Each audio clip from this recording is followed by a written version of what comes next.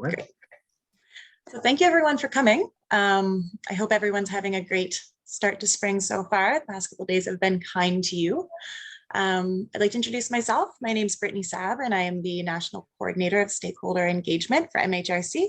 And I'm here with my colleagues, Michael Cooper, who is MHRC's Vice President, and Leslie Martin, who is Polera Strategic Insights Senior Vice President. So thank you everyone again for joining us. This webinar is to look at the findings of our 11th poll on our series of how COVID-19 is impacting the mental health of Canadians. So this poll, moving down a little bit. There we go. So this poll has a sample of just over 3,500 Canadians, including an upsample from Saskatchewan. It is worth mentioning for those of you, if you're not familiar with our series, that 70% of the questions that we ask for this poll remain consistent from poll to poll, but we generally leave about 30% available to explore new ideas and collaborations with others, as our work is largely stakeholder driven. And that being said, there are a few new or updated questions for this poll, including asking Canadians how they feel that we should start to live with the COVID-19 virus. We've also asked Canadians whether they're feeling burnt out or exhausted. And though it's not reported on in this poll, we did look at mental health coverage, which will likely be analyzed in the near future. So speaking of that, I think it's important to say that just because something isn't reported on in this particular webinar or report, it doesn't mean that we don't have the information. We have at this point close to 40,000 respondents and across a host of demographics and many, many questions. So if there's something that you're coming out of this still curious about or interested, feel free to shoot us an email and we will see if we can find the answer for you. So I'd like to start with our major findings, which this poll came at a very interesting time. The collection ended at the end of February, so February 22nd. And it represents a time when the impacts of the Omicron variant were starting to diminish a little bit, and the majority of eligible Canadians had received their COVID-19 booster shot. So for this poll, we found that anxiety levels have dropped since December 2021. This indicates to us that the Omicron variant and the correlated lockdowns didn't have a strong impact on mental health, had a very marginal impact. Though this could be due to the short length of the variant and associated lockdowns as compared to other variants and restrictions that we've experienced. So one factor of this recent reduction in overall anxiety is that concern around the continued threat of COVID-19 is at an all-time low. So 59% of Canadians are indicating having concern about COVID-19, which is I believe a 12% drop from our last poll, which is it's pretty major. Also, the negative mental health impacts of the fear of catching COVID-19, as well as a family member catching COVID-19, have decreased to a point that we haven't seen since the pandemic began. What else do we have? Oh, though anxiety levels have dropped since December, the decrease isn't reflective of the decrease in concern around COVID-19, as mentioned. So self-rated anxiety and depression levels remain higher than the beginning of the pandemic, with 23% of Canadians indicating self-rated high anxiety and 23% and 15% indicating high levels of depression. Can you scroll down to the next slide, sorry? Yeah, sure. That's where it's, yeah, perfect, thanks. Thank you. So beyond that, actually, those who are indicating high self-rated depression and anxiety are actually doing worse. They're in worse shape at the moment, as many of them are also showing symptoms of moderate to severe psychological distress using the Kessler-10 scale, which we implemented in poll 3. So I think the only one that I missed from the other page, we're going to touch on it later, but I think it is interesting to note that we do look at regional self-rated levels of anxiety and depression as well. And we did note that respondents from Quebec are indicating considerably lower levels of anxiety, as well as lower levels of ongoing concern about COVID-19. And finally, as I mentioned, we added a new question this poll asking Canadians how they feel we should begin to live with the virus in terms of whether or not we should be maintaining public health measures, almost, or removing most or all of them. So we did find that the majority of Canadians feel that at least some public health measures should remain in place. And I'm going to pause for a moment to see if Michael or Leslie have any thoughts that they want to add to our major findings. I'll pop in just to say if you have any questions, fire them into the chat or the Q&A. Chat's preferable just because it flows a little bit easier. But Mario had a question about mental health by industry, and we do track mental health by industry, but we don't publish it in our in this report. We have another report, one we've already published, and we're just about to update it, where we look at the various mental health indicators pre and post, as well as new diagnosis by multiple employment sectors.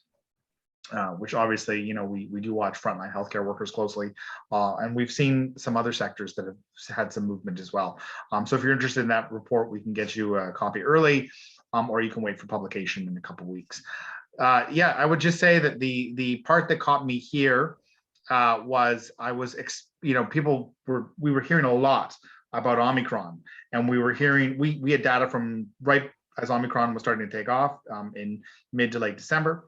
And then we had data as the Omicron wave sort of has significantly diminished. And really what we found was the levels look very similar from December 2021 as they do in February 2022. And in between that, there was obviously this massive wave and a very short lockdown. And we have seen in the past, lockdowns have had a more significant impact on mental indicators. But it does not seem that this wave or this short lockdown had a significant lasting impact, with numbers looking very similar to how they did in December. The most troubling thing in this, from my perspective, is that they didn't improve in February as things were improving.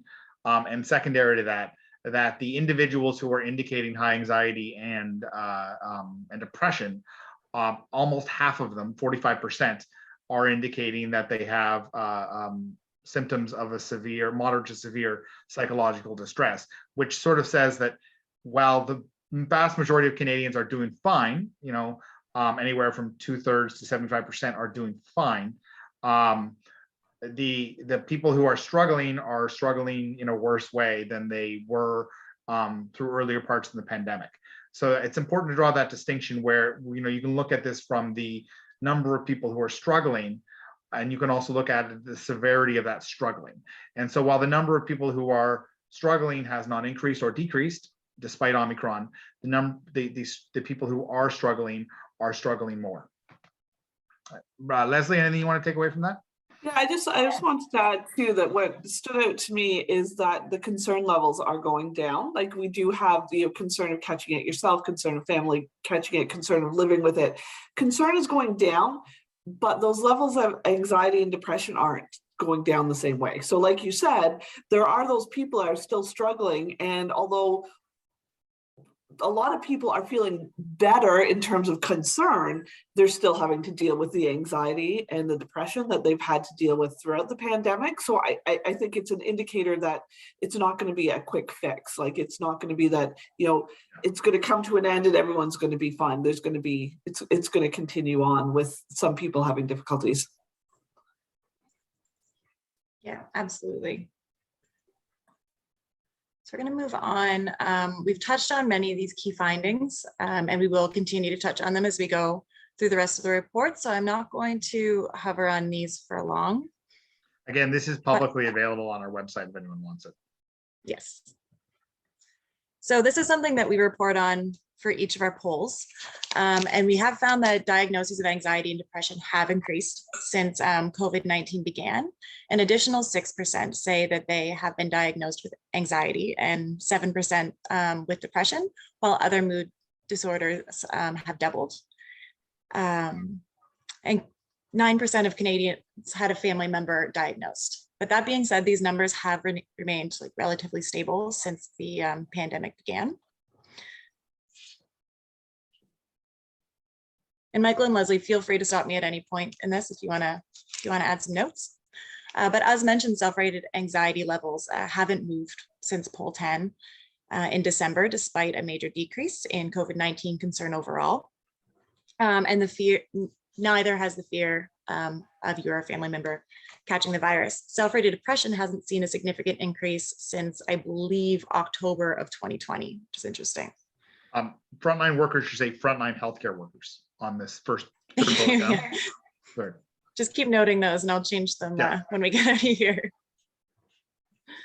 So this is just a poll by poll breakdown of anxiety and depression pre and post COVID-19. We also report on high levels of anxiety and depression by region. So an interesting thing to note is that Alberta and Ontario have consistently maintained the highest percentages of residents feeling high levels of anxiety throughout the pandemic. And as mentioned, Quebec is consistently reporting the lowest level. So I find this very interesting considering the correlation that we've found between high levels of anxiety and social isolation and the numerous lockdowns that Quebec has imposed throughout the pandemic. So I just thought this was a really interesting finding that this correlation doesn't necessarily seem to extend in Quebec in the same way, even though they have had very strict measures in place during the height of the pandemic.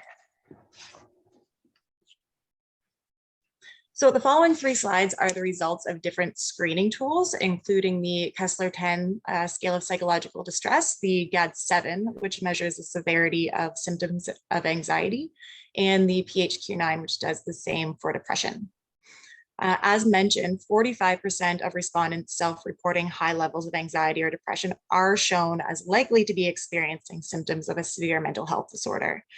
Of all respondents, younger Canadians, particularly between 16 and 17 years old, and men are showing to be more likely to be classified as severe. So I'll just stay on this for a moment in case anybody wants a quicker look, but as Michael mentioned, this is publicly available. Yeah, and it's 45% severe and a further 19% moderate mental disorder symptoms of. And again, this is a distress scale. So this isn't a screening tool. What this does is we look at the individuals who have indicated high anxiety and depression, and we look at their symptoms. And so these would be the individuals that have said that they have high anxiety or depression. And we use this to functionally understand whether or not someone's perception of their anxiety and depression is also correlating with their symptomatic issues of anxiety and depression. Results of the general anxiety disorder screener, or also known as the GAD-7, as well as the PHQ-9, the patient health questionnaire, have not moved outside the margin of error since we implemented these screeners in poll 6. So I'm going to hover on both for a moment if you'd like to have a look at them. Again, I think the interesting thing here is it's the same groups, LGBTQ, LGBTQ2S+, younger Canadians. I'm always surprised to see how much difference there is between younger and older Canadians. And some of these factors stack. So if you are a younger LGBTQ, you would, those sort of issues stack together, and it generally becomes a higher percentage as well. And we've identified a lot of these factors. Unemployment, LGBTQS status, youth are significant, especially females are much more likely, and those issues stack together. So here we're seeing that Canadians' ability to cope with the stress caused by COVID-19 hasn't changed much in the past year or so. As Michael mentioned, we are seeing young Canadians are continuing to struggle with this more than others. We're also finding for this one that those diagnosed with a mental health condition are also having a tougher time coping with these stresses. So now we're going to look at the impacts on mental health.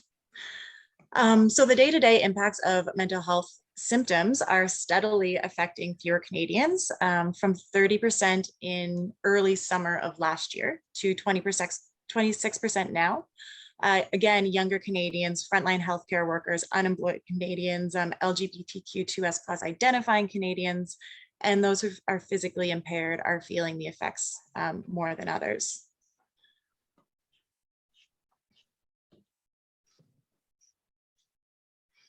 And the most heavily affected area suffering day-to-day impacts that we've seen is the area of social, labor, leisure activities. And this has been the case since we implemented this question, I believe, in poll 6. The other areas that we look at are school or work and family life or home responsibilities. So it's an interesting thought, just as in kind of editorial, why it's social, labor, leisure activities that are being more highly affected, whether or not it's people are putting more importance on the other areas in their life, or if it's just one that's kind of naturally falls to the wayside. I would, the one thing we highlighted here, which I don't know if we've highlighted before, is we use this screener on employed or students.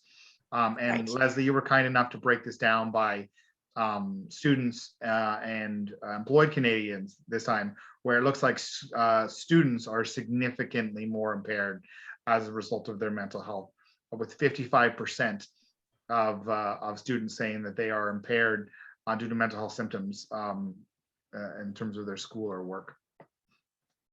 Anything you want to comment on that, Leslie? I just, like you said, it is a huge difference. So, and it's not surprising when we also look at who are the students. It's the younger people are more likely to be students and the people who are already having these issues.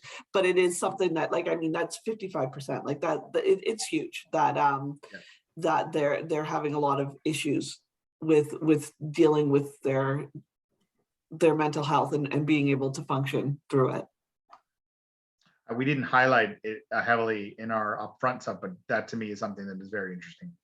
Mm-hmm. Yeah, that is a really interesting finding. So moving on, the Sheehan disability scale gives us an insight into the length and frequency of impairments due to mental health symptoms. So here we can see that 8% of employed Canadians or students have missed school or work in the past week due to a mental health symptom, and with the average length of time missed being 3 days. And though not necessarily missing school or work, we're seeing that 22% of employed Canadians or students are losing productivity due to these symptoms for an average of 3 days a week. And one thing I did find, sorry, our faces are covering that for me up here, is that we are finding that frontline healthcare workers are losing more time due to mental health symptoms. Typically, when we look at the frontline healthcare workers, we do break it down by the professions inside frontline healthcare workers. And what's startling on that is, although the numbers stand out on their own, when you start breaking out some of the groups like nurses, for example, you do see that they tend to be on the worst side of that group. But some of the other things inside that frontline healthcare group actually bring it closer to the average, but nurses are even further away. So if we reported just nurses, the number would look even worse. Mm-hmm. Yeah, absolutely. The problem is it's a smaller sample, so we don't break it down that way in these individual reports. Again, if you have any questions, feel free to add them in the comments or the Q&A, and we're happy to. This is a lot of information coming at once. Like, as I mentioned, we just cover so much in our reports, and we try to get you as much information as possible in a short period of time, but it is a lot of numbers and information. So if you need us to take a pause or clarify anything, please just interrupt away. So we included this question in poll 9, I believe. Michael, correct me if I'm wrong, but I believe it was poll 9, looking at the frequency of Canadians feeling anger. And we thought that now would be an interesting time to check in and see if there had been any changes. So we found that although daily anger with others has increased marginally since the last time we implemented it by 2%, I believe, up to 9%, there has been little to no change overall. So, but we did find that those who are most frequently feeling feeling angry include Canadians with high self-rated levels of anxiety and depression, as well as those who have received a mental health diagnosis. And there are a lot of other factors included here, young Canadians, as we've seen in many other slides as well, students, unemployed Canadians, those with a household income of less than 30,000, and on and on. But this is a very interesting question, and it'll be interesting to follow up with it in the next polls.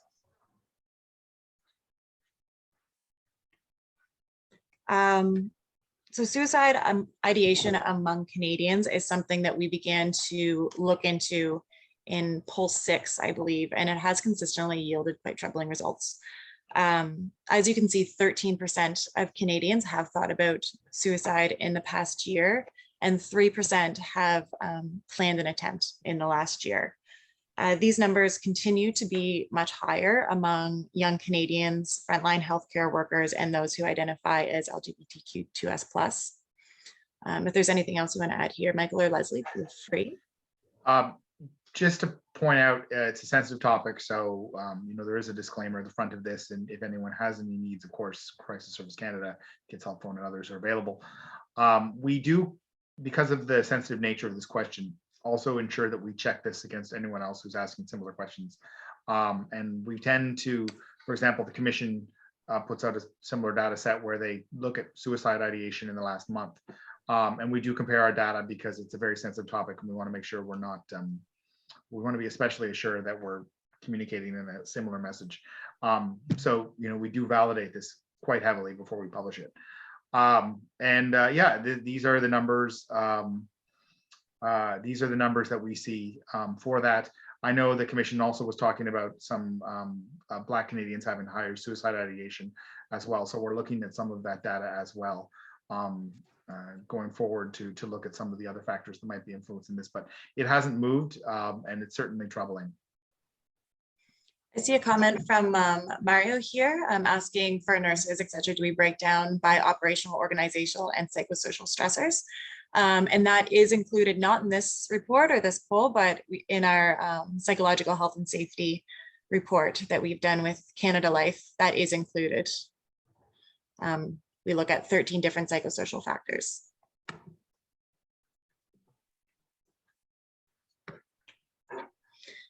Okay. So in each of our polls, we look at the factors of positive or negative mental health. As mentioned earlier, a primary factor of anxiety is the possibility of you or a family member catching COVID. And as also mentioned, this number that we're seeing today, which is the 33 and 39%, is lower or among the lowest that we've seen since the pandemic began, which is really interesting.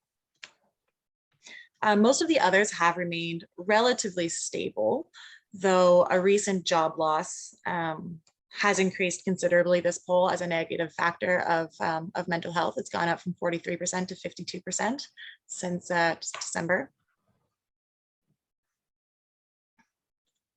And as always, going outside continues to have the most positive effect on the mental health of Canadians. I myself expect this number to increase a little bit more with the change in the weather coming on. So that'll be interesting to see if that continues to have a positive effect. We have seen in recent polls that when the weather starts to get better, this number continues to climb. So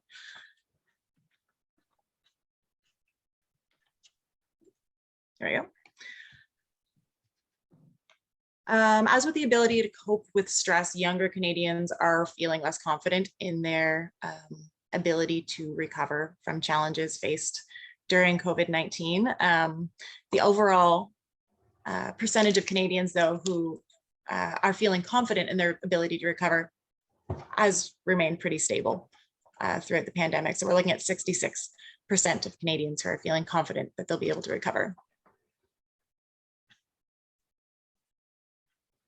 So this is an interesting one. And as I mentioned, we included a question this poll asking Canadians whether or not they're feeling burnt out or exhausted. And with the challenges faced over the past 2 years, particularly in light of workplace challenges, a quarter of Canadians are indicating feeling exhausted or burnt out most or all of the time. So as I said, this is the first time this question has been asked in this series. So it's going to be interesting to follow up and see if this changes, particularly with many workplaces kind of returning to the office or talking about returning to the office. Another interesting one that I like on here is I am hopeful about my future. So it's great to see the big jump that we had between poll 8 and poll 9, and that has remained steady. So as you can see, we're at 65% of Canadians saying they feel hopeful about their future. And I'm going to pause again and see if Michael and Leslie have anything to add, because I am flying through a little bit. Two quick things. One, I'm trying to stay on top of chats and Q&A. So if you have any more, we do publish this report on our website. In addition to that, we have a research brief section where our data teams go through and dig out other interesting findings. And then we also have a data tool there where you can actually search by province, by age, and by report, if I'm not mistaken.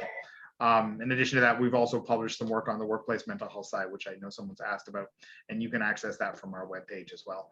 The one thing I thought was interesting is the burnout question, which was when we did this just with employed Canadians, it was a higher number. So there is a higher, was pushing 35% for employed Canadians, which and it's a bit lower for non-employed Canadians, be it other groups. So that was the only comment I want to make. Leslie, anything you want to add? No, I don't. I think this one, I like this slide. I always do, because at least it gives us that glimmer, because people are still feeling hopeful through all of this. And I think that is a great thing to know that they still have people they can count on. They can still have good relationships. Like this is the positive slide that always makes me feel good at the end of the report.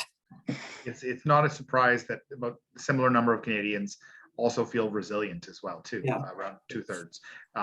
Similar number who indicate that they are hopeful about their future. And if you were to correlate those two, which I'm sure we could, I would highly suspect those would be a significant overlap between those two groups.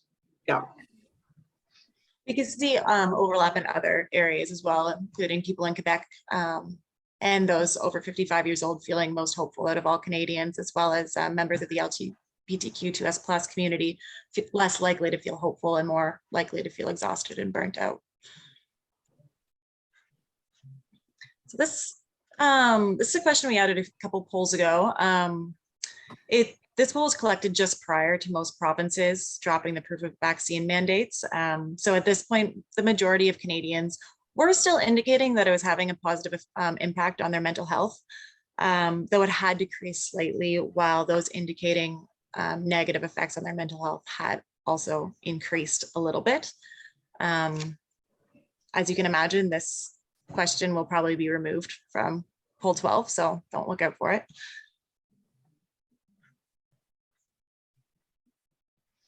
And again, as we mentioned before, this is just such a great finding, I think. Concern about the continuing threat of COVID-19 has decreased considerably this poll, a full 12%. It's pretty huge. Unsurprisingly, there is quite a difference between concern from those who have been vaccinated. So we're finding that 62% of people who have been vaccinated are still concerned about the threat of COVID, while only 26% of unvaccinated Canadians are indicating being concerned. I also find it interesting that BC has a very high level of continuing potential threat of COVID-19 concern, with Ontario at 65%. There's some drastic differences in the provinces here. Mm-hmm. Leslie, do you have anything you want to add here? No, I think that one's good. Okay, great. And this was another interesting finding in line with that, was that despite the drop in concern, nearly 70% of Canadians feel that we should still maintain either most or all public health measures against COVID-19, with the primary reason being that people are still being hospitalized and dying due to the virus. Those who think that most or all measures should be lifted, which is 29%, are feeling that the virus is going to be around, so we need to learn how to live with it. But another interesting finding that we have here is that those who are experiencing high levels of anxiety and depression are more likely to indicate wanting to keep most or all measures. So here we have a little bit more of a breakdown on the reasons why Canadians are for or against getting rid of these measures.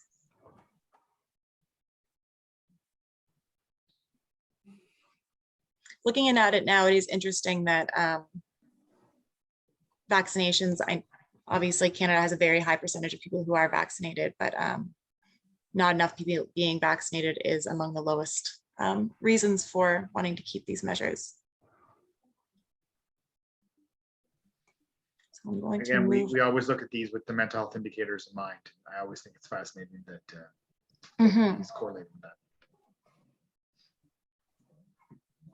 So we're moving on rather quickly. So we're into mental health supports now.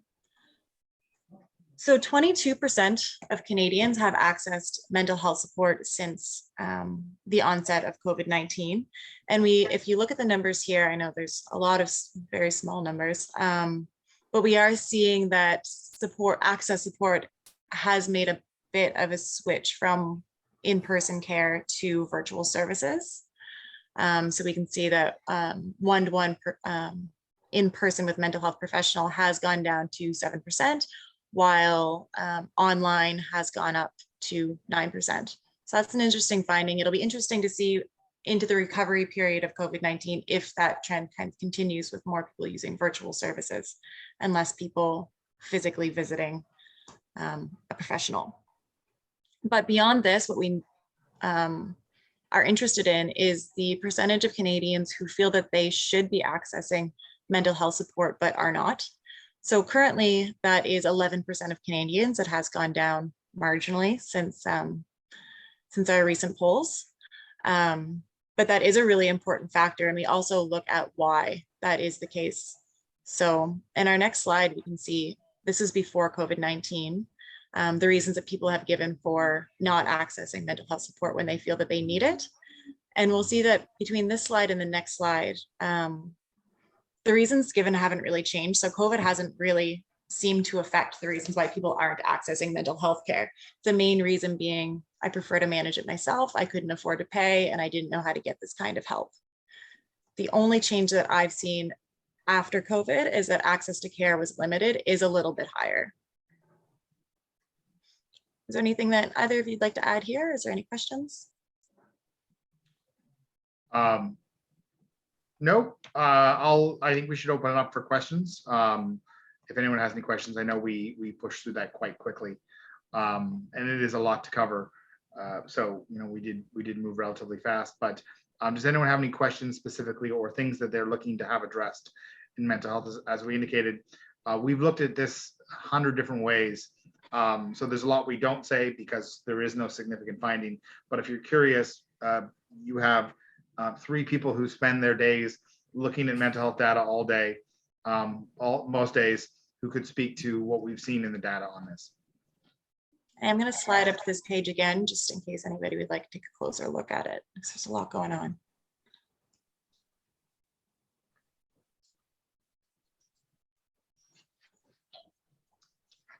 We need to make a few minor alterations to this before COVID, because some of the numbers, when we track it from year to year, the numbers have shifted a bit. So there's a few minor changes here. Going through it, I can see what you meant when you said this wasn't the very final version. So I apologize for pulling up the wrong one. The numbers are all what they should be, but some of the formatting is certainly off. Yeah. For more, as Michael mentioned, for more specific analyses, I do recommend you checking out our website, MHRC.ca. We have over a dozen research briefs that dive into specific demographics and sector analyses. And as Michael mentioned, we do have a free data portal, which is just very fun to use. It's very interesting. Look at age, region, poll number, sex. I believe that's it. And broken down. It's pretty interesting to look at. And additionally, our entire data set is freely available to stakeholders looking to do their own analysis. So if anybody is interested in that, would like some more information, I'm going to put my email in the chat and feel free to reach out to me.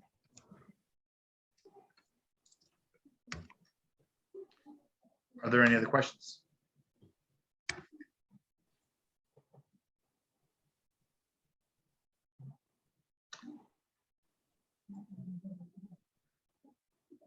If there are no further questions, we'll wrap this up. Oh, perfect. Thank you so much. Leslie, always a pleasure. Brittany, thank you for quarterbacking this. And again, we'll be publishing our next set of data in early May. And then we'll be doing another one of these webinars looking in mid-May. And we'll be looking again to see what's happening, whether or not how the recovery is going. The assumption being that, you know, we're improving on COVID. What will be the lag between the COVID recovery and the mental health recovery, which will be something that'll be interesting to watch, that we'll be looking at. So thanks everyone for your time. Okay, Anne, yes, and I saw your question. Brittany was typing an answer, so I'll keep this live for a second there. But if you have any further questions, you can write to us, bsav@mhrc.ca or mcooper@mhrc.ca. We're both listed on our website. And thank you everyone for your time. Thanks a lot. Thank you.